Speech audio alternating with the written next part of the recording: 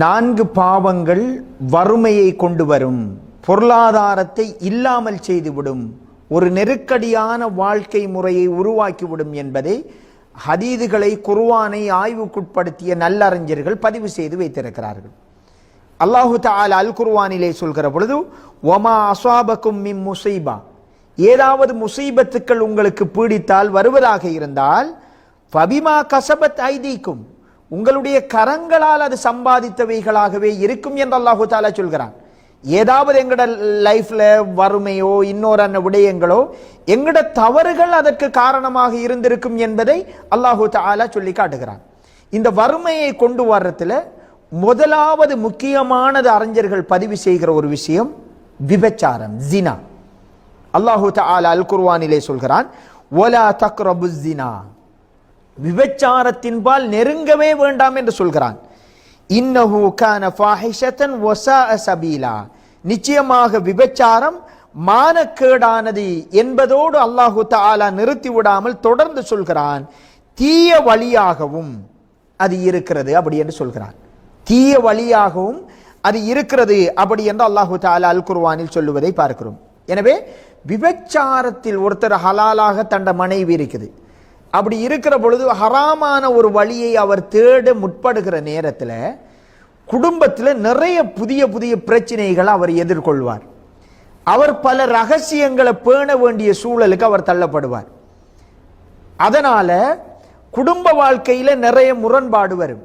இப்ப வீட்டு சூழல்ல ஒருத்தர் 2000 ரூபாய் செலவழிக்கிறார் என்று சொன்னா, ஒருத்தர் விபச்சாரத்தில் ஒரு பெண்ணோரு தவறான உறவில் இருக்கிறார் என்று சொல்கிற பொழுது அந்த இடத்துல 4000 ரூபாய் 8000 அன்லிமிட்டெட் பேக்கேஜ் செலவழிச்சிட்டே இருக்கணும். இவர் அந்த இடத்தை திருப்திப்படுத்துறதுக்கு கடன் அது இதுன்னு சொல்லி ஹராமான சம்பாத்தியங்கள் என்று எந்த லெவலுக்கும் இறங்கிடுவார், அடிமையாகிடுவார். அறிஞர்கள் எல்லாருமே அதை குறிப்பிடுகிறார்கள்.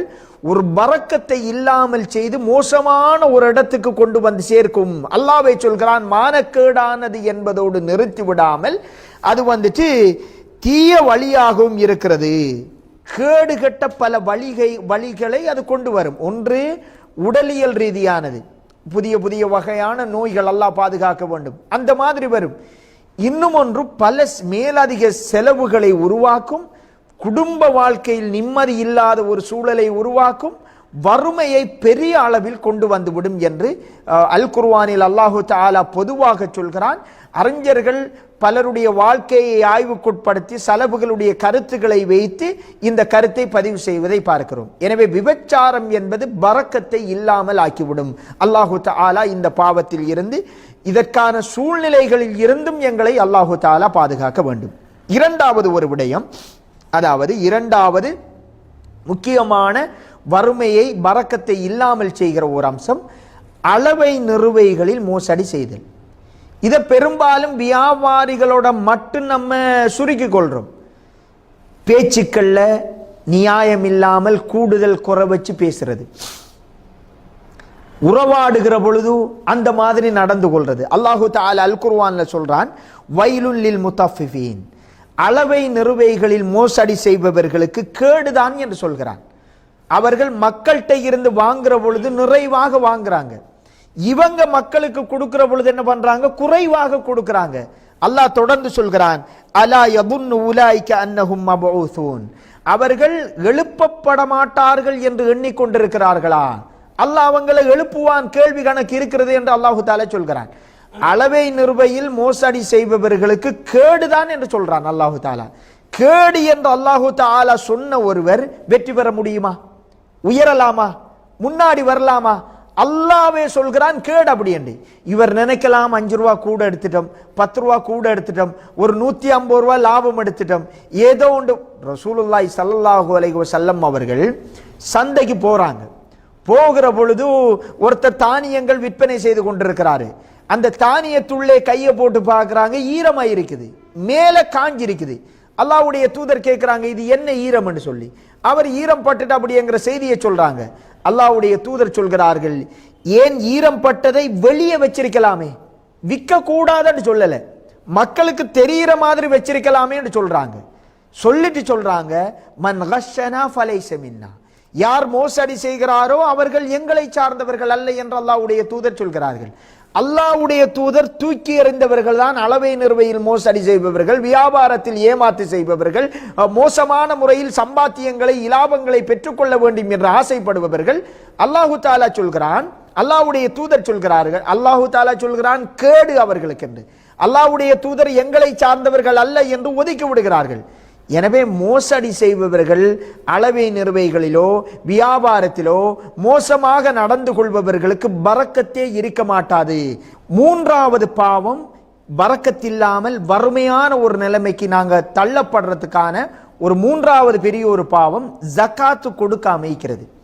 இன்றைக்கு கணக்கிட்டு சரியாக இந்த 8 கூட்டத்துக்கு அல்லாஹு தாலா எங்களோட உழைப்புல 2.5% 8 கூட்டத்துக்கு சேர வேண்டும் அல்லாஹு தாலா சொல்றான்.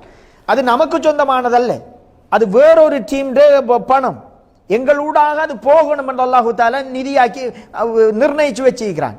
இந்த நேரத்தில் இன்னொருத்தரத்தை நம்ம வச்சு கொண்டிருக்கிறது பெரிய ஒரு பாவம். அவங்க அல்லாஹ்வே அல் குர்ஆனில் சொல்கிறான், அதாவது வயுர்பிஸ் சதகாத், தர்மங்களை சதகாக்களை ஜகாத்தை அல்லாஹ் வளர்க்கிறான்.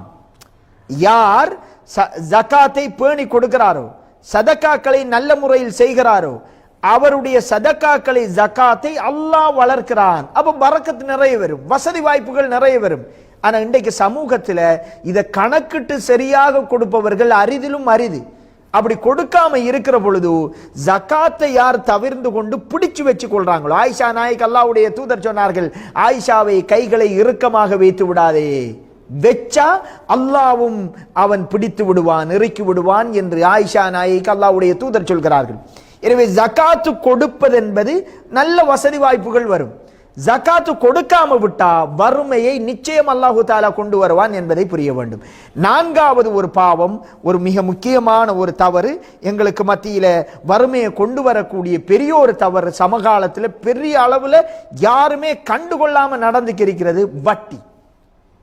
அல்லாஹ்வோடும் அல்லாஹ்வுடைய தூதரோடும் போர் செய்வதற்கு சமனானது என்பதை அல் குர்ஆனில் அல்லாஹு தாலா சொல்கிறான். கணக்கில்லாம இதை ஒரு பாவமா, விபச்சாரம் ஒரு பாவம் என்ற உணர்வோடு செய்கிறார்கள். இன்னொரு விடயங்கள் ஒரு பாவம் என்கிற உணர்வோடு நடந்து கொள்கிறார்கள். ஆனால் வட்டி என்பது எல்லா மட்டத்திலையும் வந்ததால் அந்த பாவத்துடைய பெரிய தாற்பரிகம் புரியாமல் இருக்கிறது. சர்வ சாதாரணமாக செய்து கொண்டிருக்கிறார்கள். அல்லாஹ் சொல்கிறான் அல் குர்ஆனிலே, யம்ஹகுல்லாஹு ரிபா, வட்டியை அல்லாஹு தஆலா அழித்து விடுவான் என்று சொல்றான். அப்ப வட்டி என்கிற பாவம் மூலம் சம்பாத்தியங்கள் யாராவது செய்ய முற்பட்டால் அழித்து அவரை வறுமை கோட்டிற்கு கொண்டு போவோம் என்பதை அல்லாஹு தாலா சொல்கிறான். அழித்து விடுவோம் என்று அல்லாஹு தாலா அல் குர்ஆனில் சொல்லுவதை பார்க்கிறோம். எனவே வட்டியில இருந்து நம்ம தூரமாகணும். இந்த 4 விடயங்கள், விபச்சாரம், வட்டி, ஜகாத்து கொடுக்காமல் தவிர்ந்து கொள்ளுதல், அளவை நிறுவைகளில் மோசடி செய்தல், இந்த 4 விடயங்களும் வறுமையை கொண்டு வந்து பரக்கத்தை இல்லாமல் செய்துவிடும். அல்லாஹு தஆலா இந்த பாவங்களில் இருந்து எங்கள் அனைவரையும் பாதுகாக்க வேண்டும்.